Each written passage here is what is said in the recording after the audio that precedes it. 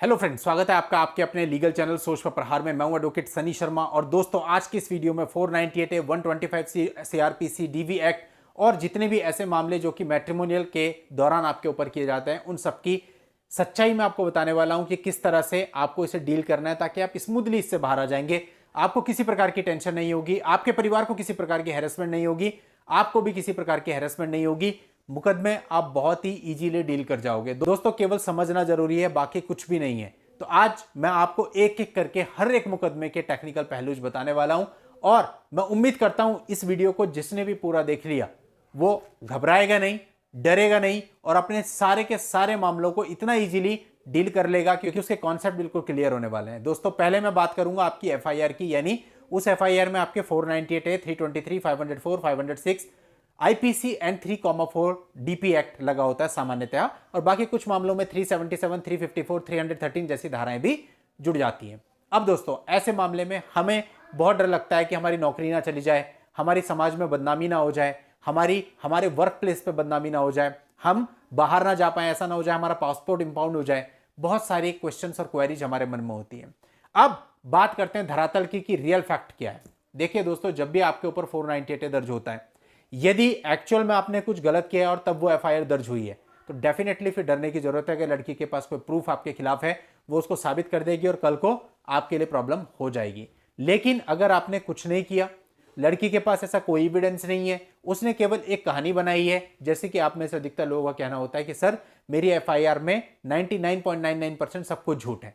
तो दोस्तों ऐसे केस की मैं बात कर रहा हूं। अगर ऐसा झूठा केस आपके ऊपर दर्ज किया गया है तो उसमें कितनी पावर होती है?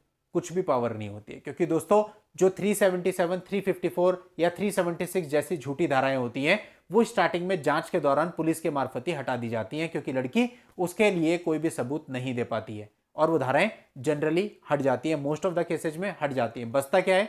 498 ए 323 3,4 डीपी एक्ट 504 506 आईपीसी। दोस्तों ये धाराएं बहुत ही कॉमन धाराएं हैं, इसमें बहुत ही आसानी से आपको बेल मिल जाती है, किसी तरह की आपकी सफरिंग नहीं होती, आपकी अरेस्टिंग नहीं होती, आपकी जॉब पर कोई फर्क नहीं पड़ता और कोर्ट की परमिशन लेकर के आप इंडिया से बाहर भी जाना चाहते हैं तो आराम से जा सकते हैं।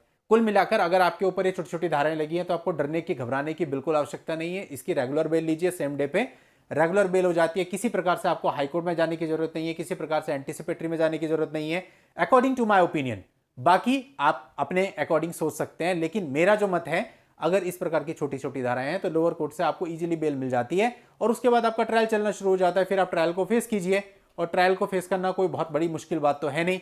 वहां पे मेन आपका क्रॉस एग्जामिनेशन होता है, जब सामने वाली पार्टी और पुलिस पार्टी क्रॉस एग्जामिनेशन में आती है, सारी परतें खुल के सामने आ जाती हैं, तो इसलिए डरने की आवश्यकता नहीं है। दोस्तों जिंदगी में हम कितने सारे दुख झेलते हैं, बस वैसे ही एक दुख इसको भी मान लेते हैं। जैसे हमारी चोट लग जाती है हाथ में, पैर में, हम क्या कर सकते हैं? इलाज ही तो करवाते हैं। वैसे ये भी एक चोट है, दिल और दिमाग पर एक झूठा केस दर्ज हो गया, अब उसको लड़ लेते हैं। जैसे कि हम उस चोट पर मलहम पट्टी कर लेते हैं, वो चोट लगती है तो रोने थोड़ी बैठ जाते हैं, हम डॉक्टर के पास जाते हैं, इलाज करवाते हैं और उसको डेस्टिनी मानते हैं कि चलो लग गई तो ठीक भी हो जाएगी। वैसे ये भी है, एक झूठा केस आपके ऊपर दर्ज हो गया, आपको पता है साबित वो होना नहीं है अगर झूठा है तो, बेल आपने ले ली, आपका रिस्क खत्म।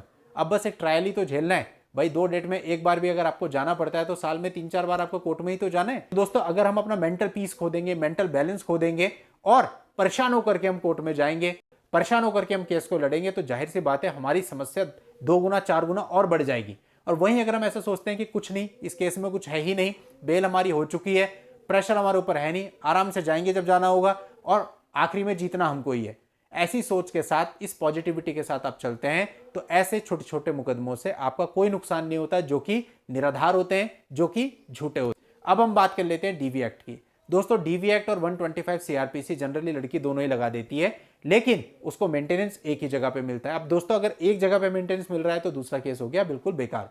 मान लेते हैं डीवी एक्ट के अंतर्गत उसका मेंटेनेंस ग्रांट हो गया, तो 125 सीआरपीसी के अंतर्गत अब उसको जो भी मेंटेनेंस मिलता है, अगर वो उससे लो है तो फिर केवल डीवी वाला ही मिलेगा, मतलब विच एवर इज हायर वो आपको देना पड़ता है। तो कुल मिला के ऐसे में 125 सीआरपीसी का रोल ही खत्म हो गया, क्योंकि 125 सीआरपीसी में आपको मेंटेनेंस ही लगना था, वो ऑलरेडी डीवी केस में लग ही चुका है। तो 125 में आपके ऊपर प्रेशर है क्या? कुछ भी नहीं। तो यानी 125 में अगर आप पे मेंटेनेंस बनता भी है तब भी आपको एक ही जगह देना है, तो 125 में भी आपका कुछ नहीं बिगड़ने वाला और डीवी एक्ट के अंतर्गत भी केवल आपको एक ऑर्डर होगा पैसे का, इसके अलावा कुछ नहीं होता।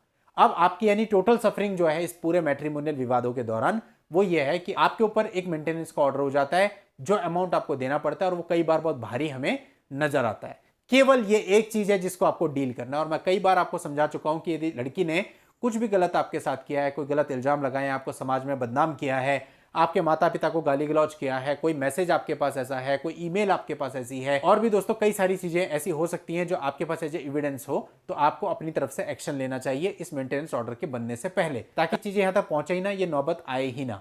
लेकिन अगर हम वेट करते रहेंगे, मेंटेनेंस का ऑर्डर हो जाता है, उसके बाद तो हम सोचते हैं कि अब हम अपनी तरफ से क्या करें, तो दोस्तों इससे बुरा स्टेप कोई नहीं हो सकता, क्योंकि जब एक बार मेंटेनेंस ऑर्डर हो गया फिर दूसरे को आप तोड़ नहीं पाओगे। फिर तो चाहे आप सही हो चाहे गलत हो, आप मेंटेनेंस देते चले जाओगे बस।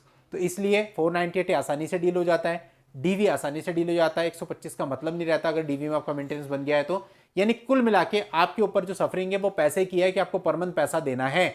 इसको डील करने का एक ही उपाय है कि इनिशियल लेवल पे ही अगर आपके ऊपर झूठा केस हो जाता है तो आपके साथ जो भी गलत हुआ है उसके बेस पर आपको सामने वाली पार्टी पर कानूनी कार्रवाई करवानी है, ताकि उनको भी लगे, उनको भी रियलाइज हो कि गलत करने का नतीजा गलत होता है, चाहे वो लड़का हो चाहे वो लड़की हो। सफरिंग फिर दोनों की होती है, कोर्ट कचहरी में पैसा दोनों का लगता है, कोर्ट कचहरी में चप्पल दोनों की घिसती है। तो ऐसे केस में दोस्तों फिर आपको रिलीफ मिल जाता है, क्योंकि लड़की वाले भी कभी ये नहीं चाहते कि वो कोर्ट कचहरी में जाएं और भटकते रहें, और ना ही ऐसा लड़के वाले चाहते हैं। तो दोस्तों ऐसे केस में आपका मामला सेटलमेंट की तरफ बढ़ जाता है, और यदि आप उन पर कोई कानूनी कार्रवाई नहीं कराते फिर सेटलमेंट चाहते हो तो ये आपकी केवल कोरी कल्पना है, क्योंकि ऐसे केस में अगर वो सेटलमेंट करेंगे भी तो वो आपसे मन मांगा मुंह मांगा पैसा मांगेंगे जो कि आप दे नहीं पाओगे और सेटलमेंट होगा नहीं। लेकिन यदि आपने भी कानूनी कार्रवाई की है, उन्होंने भी कानूनी कार्रवाई की है, दोनों ही पक्ष चाहते हैं कि एक दूसरे के ऊपर से कानूनी कार्रवाई को खत्म कर लिया जाए, तो दोस्तों ऐसे में फिर जो सेटलमेंट होता है वो आप दोनों की सहमति से होता है। मतलब 4 बातें उनकी चलेंगी तो 4 आपकी भी चलेंगी। लेकिन यदि आपकी तरफ से कोई कानूनी कार्रवाई नहीं की गई है तो सिर्फ वो अपनी बातें ही मनवाएंगे, आपकी एक भी बात नहीं सुनी जाएगी। इसलिए दोस्तों आपको समझ करके चलना है। मैंने कोशिश की इस वीडियो में आपको पूरा कॉन्सेप्ट बताने की कि किस तरह से आपको आगे बढ़ना है, कहां डरना है कहां नहीं डरना है, और उम्मीद करता हूं वीडियो से आपको बहुत ही हेल्प मिलेगी। नेक्स्ट वीडियो में नई लीगल जानकारी के साथ मैं आपसे फिर मिलता हूं, तब तक के लिए good bye and thank you for watching. Take care.